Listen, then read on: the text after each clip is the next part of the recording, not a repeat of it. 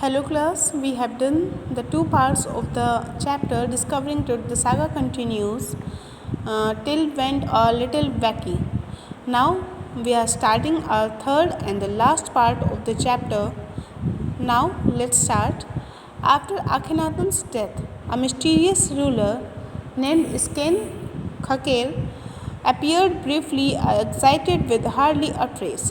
आखिनातन की डेथ के बाद एक मिस्टीरियस रूलर मतलब कि जो रहस्य में थे, रहस्य में कोई राजा आए जिनका नाम था स्मेन खकेर। उन्होंने राज किया एंड एग्जिटेड और चले गए विद हार्डली अ ट्रेस, बिना कोई निशान छोड़े। एंड देन मतलब कि उन्होंने ऐसा कुछ भी नहीं किया कि जिसके लिए उनको हिस्ट्री में याद किया जा सके। And then a very young Tutankhaten took the throne, और फिर तब एक बहुत छोटे बच्चे या बहुत छोटे रूलर तुतनखातन ने सिंहासन संभाला। किंग टुट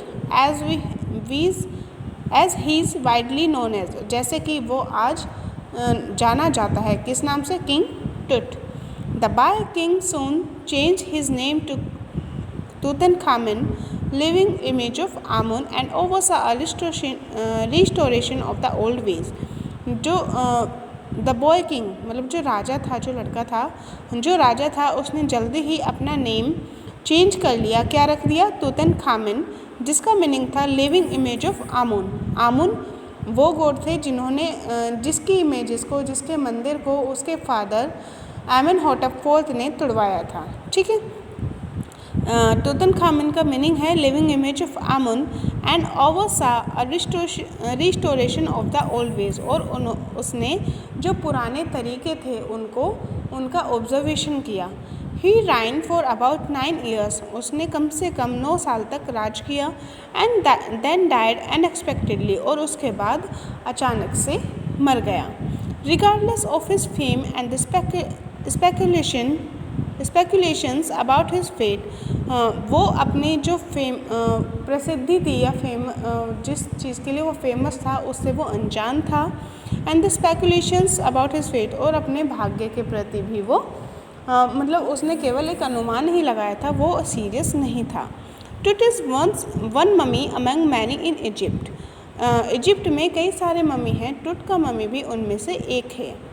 हाउ मैनी, कितने हैं? नो वन नोज, कोई नहीं जानता। द इजिप्टियन मम्मी प्रोजेक्ट, एक प्रोजेक्ट था जिसमें मम्मी की जो डिटेल्स थी उनको लिया जाता था, जिसका नाम है Egyptian mummy project, which began an inventory in late 2003, has recorded almost 600 so far and still counting.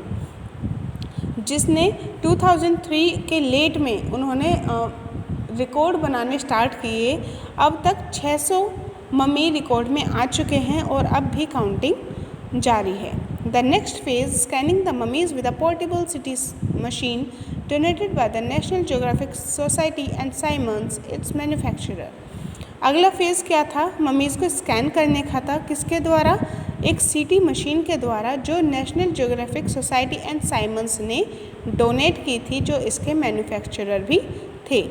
King Tut is one of the first mummies to be scan. King Tut का mummy ऐसा पहला mummy था जिसको scan किया जा रहा था। In death as in life, उसकी डेथ के बारे में भी और उसकी लाइफ के बारे में भी। Moving regally ahead of his countryman, और जो अपने देशवासियों को, अपने जो प्रजा को एक बहुत ही शाही ढंग से चला रहा था।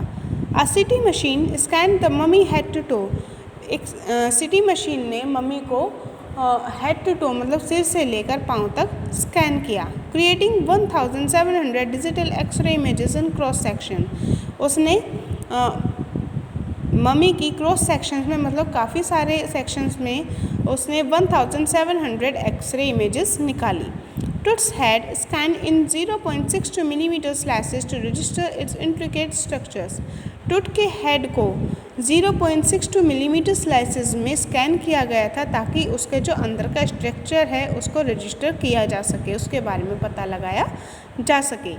Takes on eerie detail in the resulting image, जिसने कि एक बहुत ही अजीब सी डिटेल को दर्शाया, ठीक है। जो एक जो रिजल्टिंग इमेज थी, जो इमेज रिजल्ट में आई थी, उससे एक बहुत ही विचित्र सी डिटेल सामने आ रही थी। With Tut's entire body similarly recorded, a team of specialists in radiology, forensic and anatomy began to probe the secrets that the winged goddesses of a glided burial shrine protected for so long. With Tut's entire body, जो उसकी entire body थी, मतलब जो उसकी पूरी body थी, उसको radiology के द्वारा, फोरेंसिक के द्वारा और एनाटॉमी के द्वारा, तीनों के द्वारा रिकॉर्ड किया गया, ठीक है। और जो उससे जुड़े हुए सीक्रेट्स थे उनकी जांच की गई, और जो उसको जो सोने के जो कब्र में दफनाया गया था, और वो ऐसा राजा था जिसको एक सोने के कफन में दफनाया गया था, और जिसकी जो सुरक्षा थी वो कौन कर रही थी? परियां कर रही थी, गॉडेसेस कर रही थी, ठीक है। The night of the scan, जिस रात उसका स्कैन होना था, वर्कमैन कैरीड टूट from the tomb in his box. जो वर्कमैन थे, जो कारीगर थे, टूट को टॉम्ब से निकालकर एक बॉक्स में रखकर लाए। लाइक पॉल बियरर्स, जैसे कि एक पालकी को लेकर आते हैं। दे क्लाइम्ड अ रैम्प, वो एक रैम्प पर चढ़े। And a flight of stairs into a swirling sand outside, और वो एक स्टेयर्स पर भी चढ़े उसको लेकर, और वो हवा में झूल रहा था, जो बॉक्स था जिसमें टूट था अंदर। Then raise on the hydraulic lift, फिर वो एक हाइड्रोलिक लिफ्ट में गए। Into the trailer that held the scanner, और फिर वे एक ट्रेलर में गए जिसमें कि स्कैनर रखा हुआ था। 20 minutes लेटर 2 men emerged, 20 मिनट बाद 2 आदमी एकदम से बाहर आए। Sprinted for an office nearby बाय, और पास के ऑफिस में भागकर गए। And return with a pair of white plastic fans, और वहाँ से वापस आए क्या लेकर? 2 वाइट कलर के प्लास्टिक के पंखे लेकर। The $1 million scanner had quit because of sand in a cooler fan. The $1 million scanner मतलब कि कई लाखों का जो स्कैनर था वो केवल इस वजह से बंद हो गया था क्योंकि उसमें मिट्टी चली गई थी। Curse of the pharaoh, joked the guard, एक गार्ड ने मजाक किया कि ये राजा का अभिशाप है। Eventually the substitute fans worked well enough to finish the procedure. जल्दी ही मतलब कि कह सकते हैं कि ये बहुत अच्छा हुआ कि जो फ़ैन थे उन्होंने सब कुछ कवर अप कर लिया और प्रोसीजर दोबारा से स्टार्ट हो गया।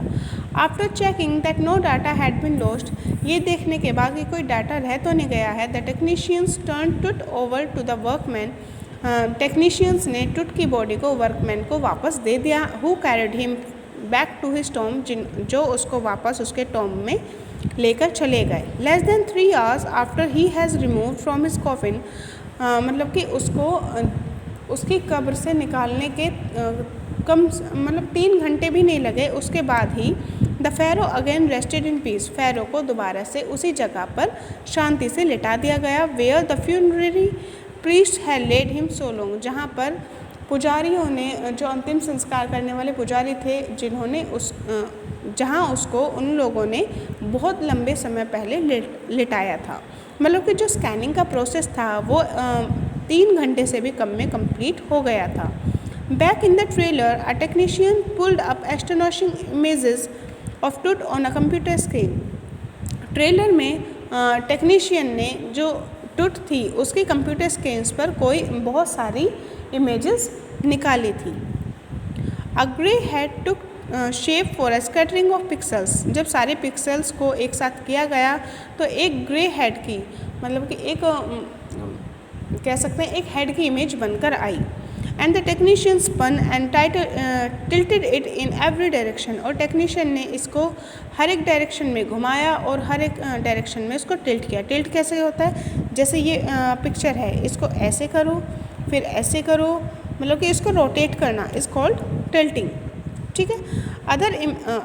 नेक vertebrate appears as clearly as in anatomy classes, जो उसकी नेक की हड्डियाँ थी वो ऐसे दिख रही थी जैसे कि किसी एनाटॉमी क्लासेस में दिखती हैं। Other images revealed a hand, several views of the rib cage and transection of the skull, but for now the pressure was off. Other images, जो दूसरी इमेजेस में उसके हैंड की भी तस्वीरें थी, हाथ की भी तस्वीरें थी, और बहुत सारे में उसके रिब केज की तस्वीरें थी, और जो उसका स्कल था मीन्स कि जो उसकी खोपड़ी थी उसके भी ट्रांजैक्शन की उसमें पिक्स थी, but for now the pressure was off, लेकिन अब प्रेशर ख़त्म हो चुका था। Sitting back in his chair Zahi Hawass smiled, visibly relieved that nothing had gone seriously wrong. अब ज़ाही हवास जो हैं वो अपनी चेयर पर पीछे की साइड आराम से बैठ गए और उन्होंने एक स्माइल पास की। मतलब वो ऐसे दिख रहे थे कि जैसे अब उन्हें रिलीफ मिल गया हो कि कुछ भी गलत नहीं हुआ। I didn't sleep last night, मैं पूरी रात सो नहीं सका, नॉट फॉर अ सेकेंड, एक भी सेकेंड के लिए नहीं। ही सेड, उसने कहा, आई वॉज सो वरीड, मैं बहुत चिंतित था, but now I think I will go and sleep, और अब मैं ये सोच रहा हूँ कि अब मैं जाऊँ और सो जाऊँ। By the time we left the trailer descending metal stairs to the sandy ground, the wind had stopped. मतलब जब हम ट्रेलर से निकलकर जो मेटल की स्टेयर्स थी उनसे नीचे उतरे तो हमने क्या देखा, जो हवा थी, जो स्टॉर्मी वाइंड थी, जिससे कि चैप्टर स्टार्ट हुआ था कि काले बादल आ रहे थे और भयानक हवा चल रही थी जब उसकी बॉडी को उठाया गया था तब। लेकिन अब क्या था, वो विंड रुक चुकी थी। द विंटर एयर ले cold and still like death itself. अब क्या था, जो ठंडी हवा चल रही थी वो एक डेथ की तरह शांत हो चुकी थी, जैसे कोई डेथ के बाद कोई पर्सन शांत हो जाता है, ऐसे ही वो भी शांत हो चुकी थी। In this valley of the departed, और इस मतलब इस वैली में जो हवा चल रही थी वो शांत हो चुकी थी। Just above the entrance to Tut's tomb stood Orion, जब टूट्स के टॉम को के एंट्रेंस पर, मतलब कि जहाँ पर टूट का टॉम था वहाँ उसके ऊपर एक ओरियन था। ओरियन क्या होता है, एक स्टार की इमेज होती है, ठीक है। The constellation that the ancient Egyptians knew as the soul of Osiris, the god of the afterlife watching over the boy king. एक ओरियन की शेप थी उसके टूट के टॉम के ऊपर। जो कॉन्स्टिलेशन होता है, कॉन्स्टिलेशन आपने साइंस में पढ़ा होगा, जो तारों की इमेज होती है, स्टार्स की इमेज होती है, that is called as constellation.